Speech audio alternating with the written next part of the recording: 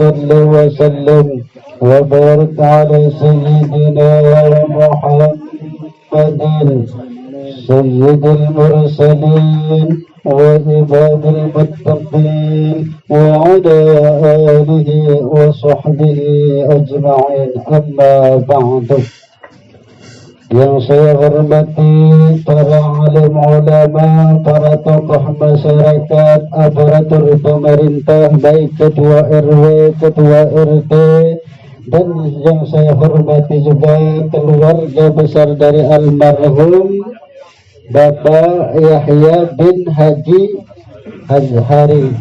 Mudah-mudahan almarhum ini diampuni segala dosa-dosanya oleh Allah Subhanahu wa Ta'ala, dilapangkan kuburnya dan dilipat gandakan pahalanya di sisi Allah Subhanahu wa Ta'ala. Amin ya rabbal alamin. Pertama, kita bersyukur kepada Allah Subhanahu wa Ta'ala bahwa kita saat ini pada malam ini dipertemukan kembali. Ya, alhamdulillah. Di 3 hari Bapak Yahya kita sudah berjumpa, bertatap muka, dan di hari yang ke-40 ini pun kita berjumpa kembali. Itu semua atas nikmat dari Allah. Kita masih dipanjangkan umur kita. Amin ya rabbal alamin. Salawat serta salam semoga tetap terlimpahkan kepada junjungan kita Nabi Agung Muhammad sallallahu alaihi wasallam beserta para keluarganya, para sahabatnya, para pengikutnya hingga akhir zaman. Bapak dan Ibu, kata pembawa acara tadi, terserah Pak Ustadz katanya. Nah, sejam, nah 2 jam, terserah Pak Ustadz. Nah, ini nanteng banget, nanteng ini. Nah, sejam 2 jam. Tahan tak kira-kira sejam? Tahan dah? 2 jam? Tahan? Kalau tahan ya silakan Ustadz yang tidak tahan. Ya. Nih, baik, kita singkat saja. Luqmanul Hakim beliau berkata, kata beliau, manusia itu terbagi menjadi 3 bagian. Sepertiga untuk Allah, sepertiga untuk dirinya sendiri, dan sepertiga untuk ulat dan belatung.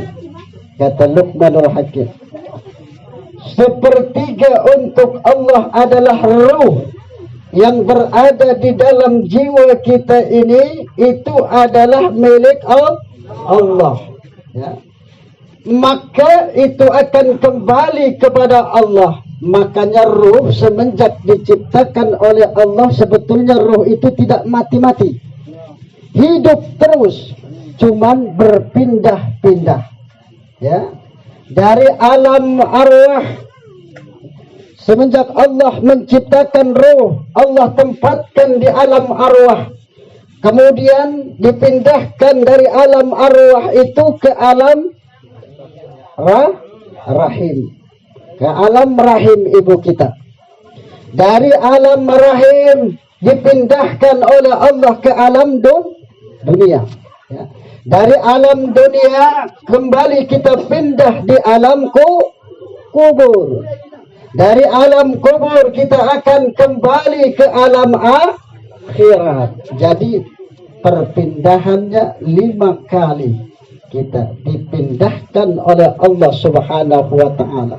Ini ruh adalah milik Allah dan akan kembali kepada Allah Subhanahu wa Ta'ala. Lalu yang kedua, untuk diri kita sendiri, yakni sepertiga untuk diri kita, yakni apa? Yakni amal perbuatan kita. Amal perbuatan kita di dunia ini itu akan diperhitungkan kelak di akhirat nanti. Ya.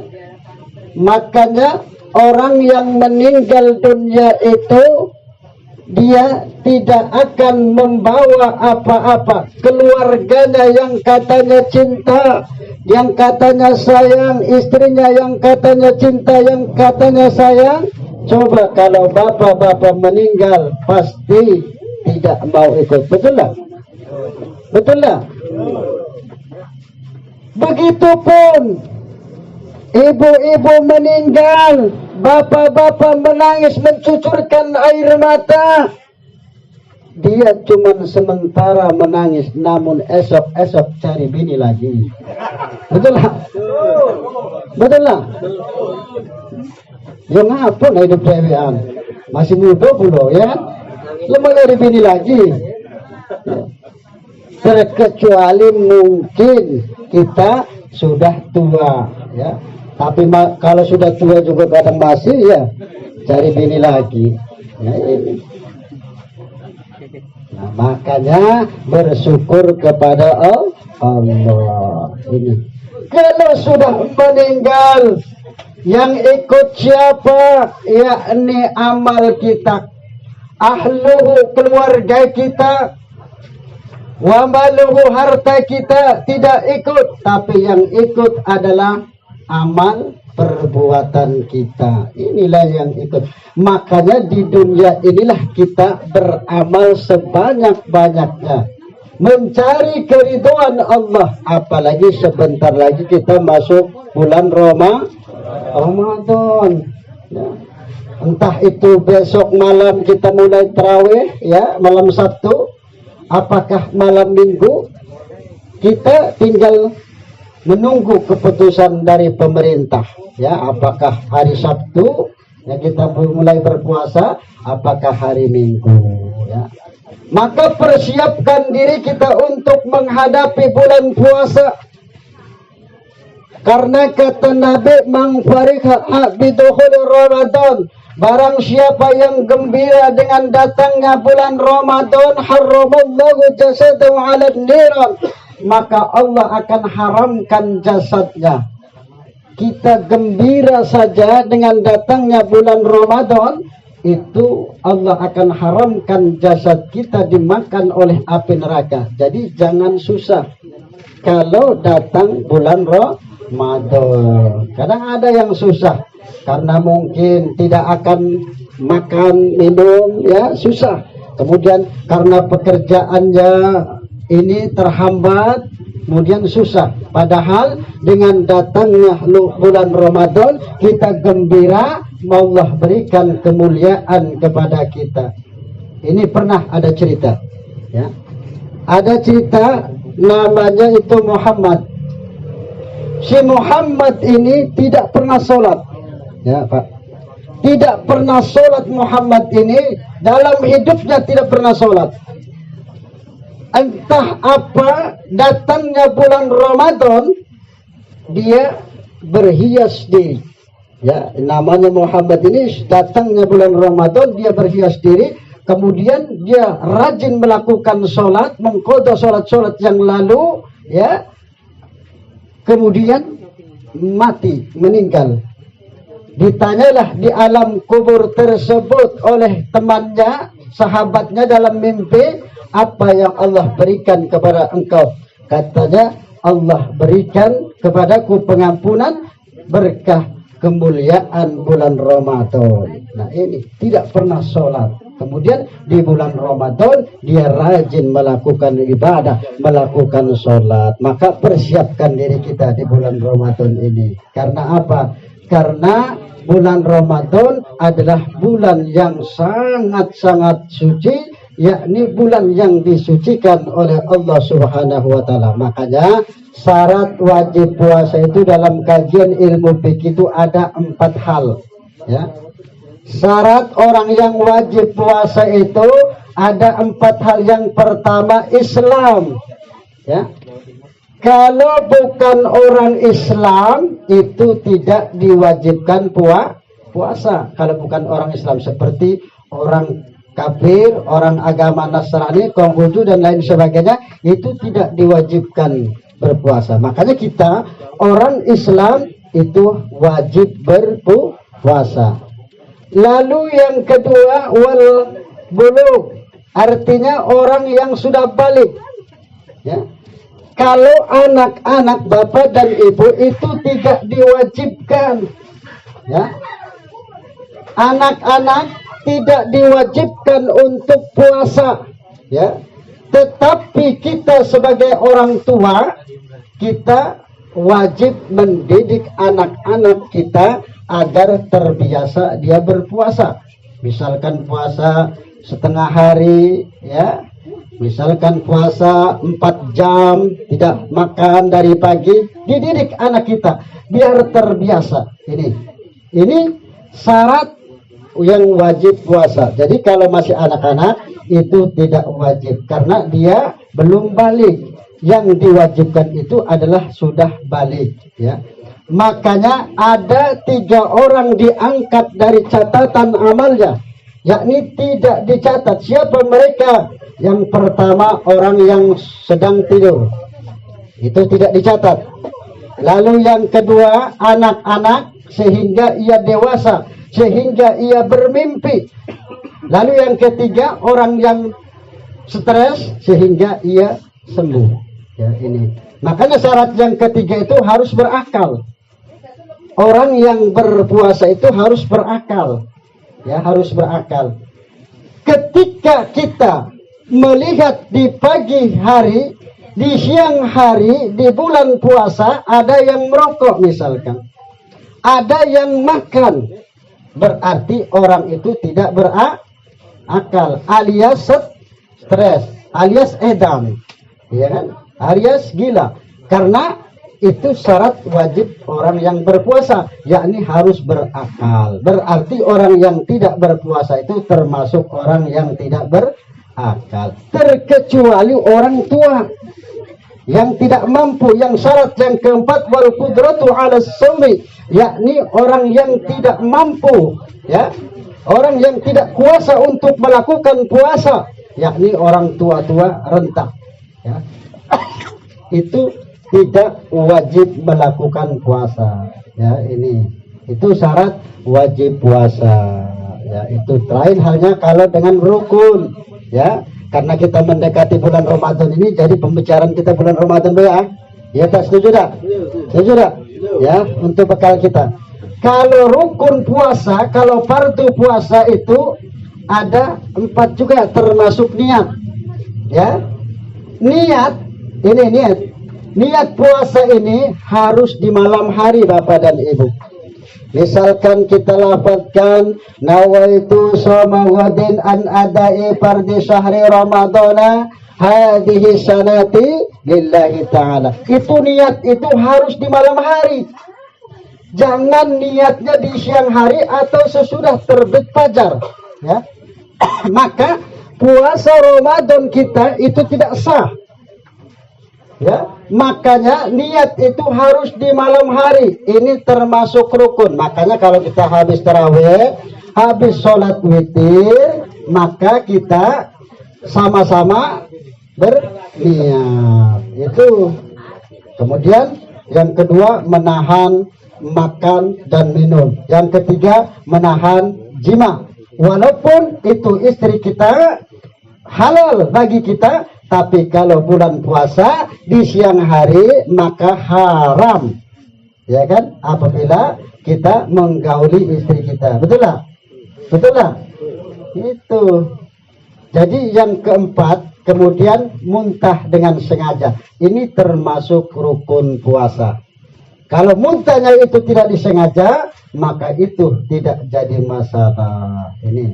Jadi apa yang harus kita lakukan hidup di dunia ini? Perbanyaklah kita berbuat kebaikan. Karena apa? Orang-orang yang ingin dirindukan surga, orang-orang yang ingin mereka yakni kita ini, kalau pengen surga itu rindu dengan kita, lakukan 4 hal ini. Yang pertama, perbanyak membaca Quran, ya. Al jannatu mustaqatun ila arba'atu nafarin.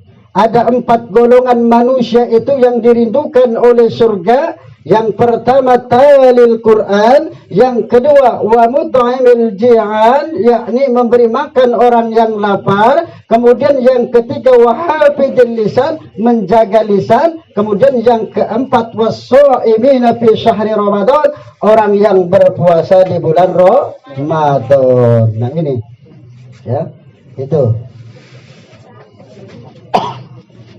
ya. Jadi 4 hal ini adalah termasuk orang-orang yang dirindukan oleh surga.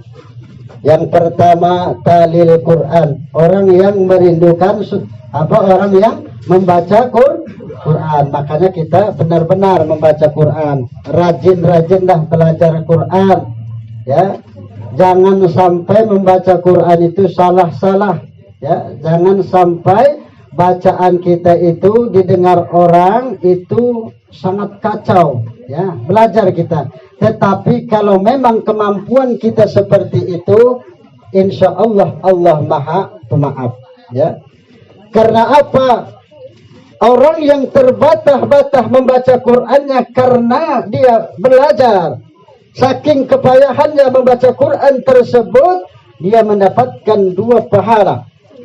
Lain halnya orang yang lancar membacanya, itu mendapatkan 10 kebaikan dari 1 huruf Al-Quran tersebut.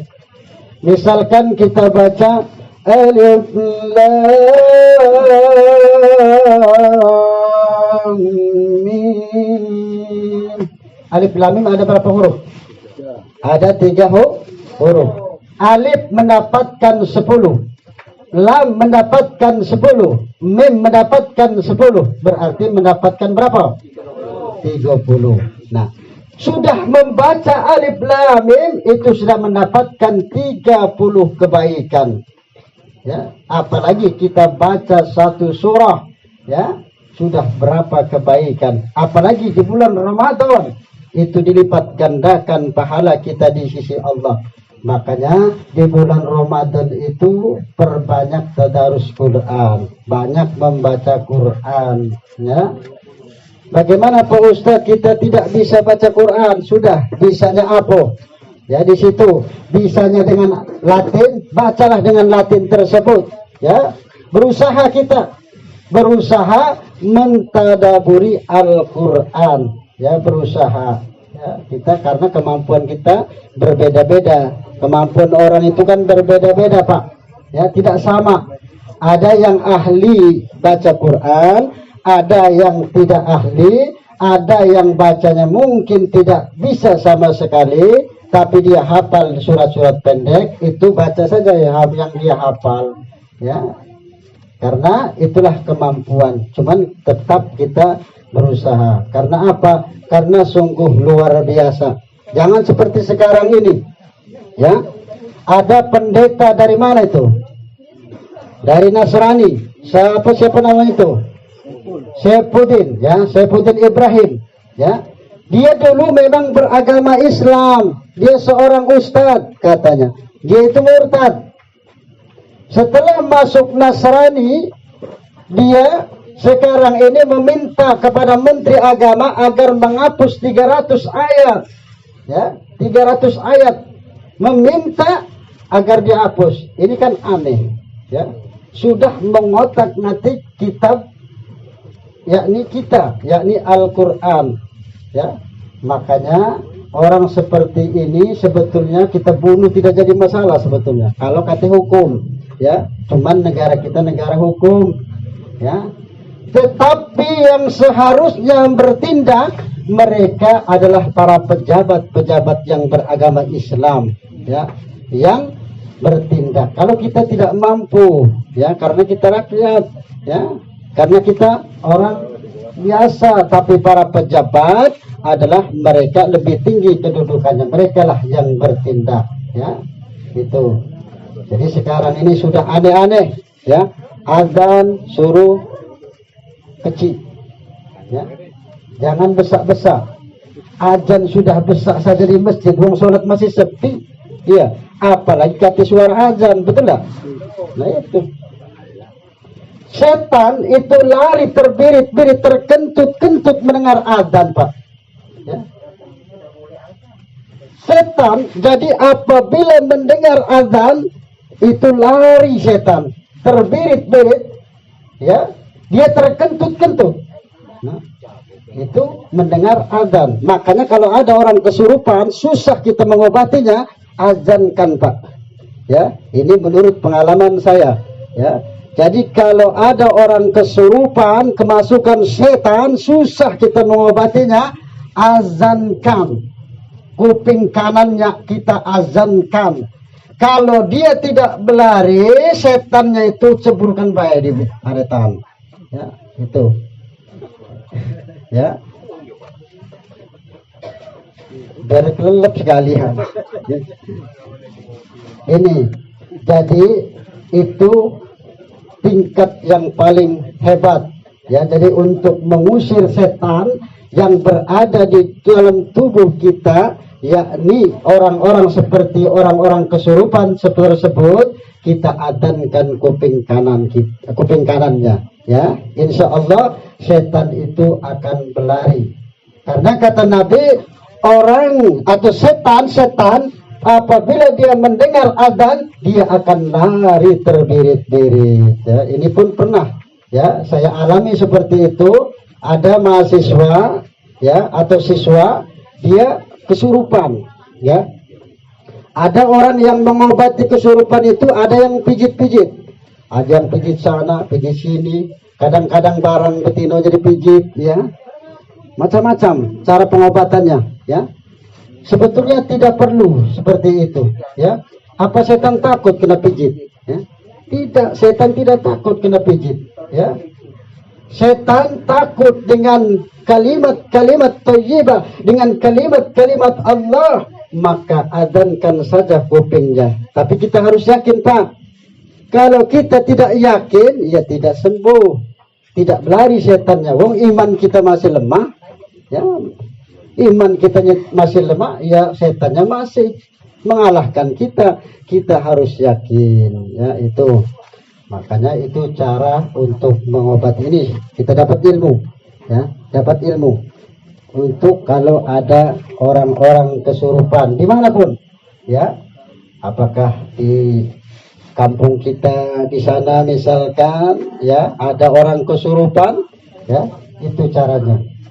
Ya, ini kita adankan kupingnya, ya, insya Allah orang tersebut berhenti, setannya lari.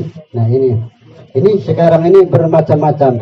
Azan suruh tidak kuat-kuat, ya, peraturan Menteri Agama, ya, yang tidak yang azannya sudah besar saja, sholat masih sepi, apalagi tidak terdengar. Nah, ini. Tapi kita yang terpenting pada saat ini bagaimana kita beramal, berbuat untuk bekal kita, karena kata Nabi al-kayyisu man dana nafsahu wa amila lima ba'dal maut. Orang yang cerdas itu kata Nabi adalah orang yang selalu mengoreksi dirinya dan orang yang selalu bersiap-siap beramal sesudah kematiannya, mempersiapkan diri kita. Karena apa? Kita semua yang hadir di sini pasti bakal mati. Tidak siapapun bakal mati. Pak RT mati. Ada Pak RT? Pak RW? Ada. Nah, hati-hati, ya, hati-hati kita. Karena kita hidup ini pasti semuanya bakal mati. Betul lah? Tidak siapapun. Jadi bagaimana kita mempersiapkan untuk bekal kita kalau sudah mati? Betul? Bekalnya apa? Amal soleh. Kebaikan-kebaikan yang kita lakukan di dunia ini, itulah bekal kita. Sering menolong orang lain, ya, menolong tetangga, jangan jahat dengan tetangga. Kemudian rajin bersedekah di masjid, rajin bersedekah menolong orang-orang fakir, orang-orang miskin. Itulah bekal kita kelak, ya. Karena sedekah itu sungguh luar biasa. Karena itu termasuk orang-orang yang dirindukan surga tadi adalah wa mut'imil ji'an, orang yang memberi makan kepada orang yang lapar, yakni sedekah. Ya, apalagi kita memberi buka, ya, memberi buka kepada orang yang berpuasa itu besar pahalanya, Pak. Ya, di masjid, di musola kita menjuk air minum untuk berbuka atau makanan, itu mendapatkan pahala orang yang berbuka tersebut, tidak dikurangi pahalanya tersebut. Nah ini makanya perbanyak kalau bulan puasa itu banyak beramal, berikan minuman misalkan di masjid atau di musola, ada yang berbuka di situ. Ya, kemudian orang yang dirindukan oleh surga itu wahafidul lisan, orang yang menjaga lisan, ya. Lisan kita ini dijaga, ya, jangan sampai menyakiti tetangga, jangan menyakiti saudara kita, kawan kita. Karena apa? Karena lidah inilah terjadi keributan, karena lidah inilah terjadi pertempuran, karena lidah inilah terjadi peperangan di antara negara. Ya, maka jaga lisan kita, jaga lidah kita. Lalu yang terakhir, yang keempat adalah orang-orang yang dirindukan oleh surga adalah orang yang berpuasa di bulan Ramadan. Nah itu, jadi kita berpuasa, sebentar lagi kita berpuasa. Ibu-ibu puasa. Puasa tak kira-kira ibu? Ibu-ibu enak, Pak. Ya, ibu-ibu enak, diberikan keringanan oleh Allah kalau dia lagi men, lagi head, lagi apa? Head. Ya.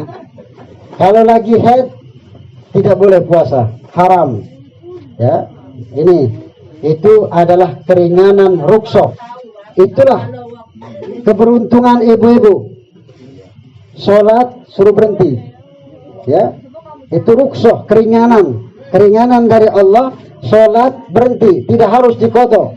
Ya, meninggalkan seminggu haidnya itu seminggu berhenti sholat. Kalau 2 minggu haidnya, 2 minggu berhenti sholat. Kalau sebulan, ada sebulan KT.